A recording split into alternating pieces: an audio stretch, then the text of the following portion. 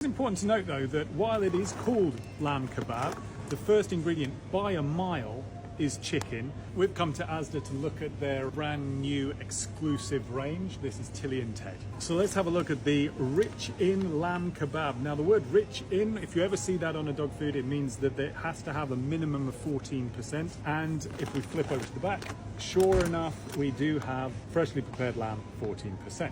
That's combined with 32% dried chicken, that's chicken meal. So all in all, that gives about a 40% animal ingredients in the finished product. It is important to note though that while it is called lamb kebab, the first ingredient by a mile is chicken, so obviously not a good choice if your dog is sensitive to chicken protein. After the meat, we've got whole grain barley, whole grain oats. So it's good to see whole grains, and barley and oats are fine as grains go. It doesn't give the percentage of barley, but we are looking at quite a substantial amount, and with the 15% oats as well, plus an undisclosed percentage of maize, it is quite a high level of grains in here. It's quite reminiscent of Wainwright's, their with grain range. It's quite reminiscent of James Wellbeloved, very high proportion of grain paired with a smaller proportion of meat. After that, not too much to write home about. Fairly standard ingredients: minerals, linseed, chicory extract. Now, one thing that does set this apart from those other dry foods that I just mentioned is that this one does sadly contain unspecified antioxidants, and as you've probably noticed, we are not a fan of those. It's likely that that includes artificial antioxidants,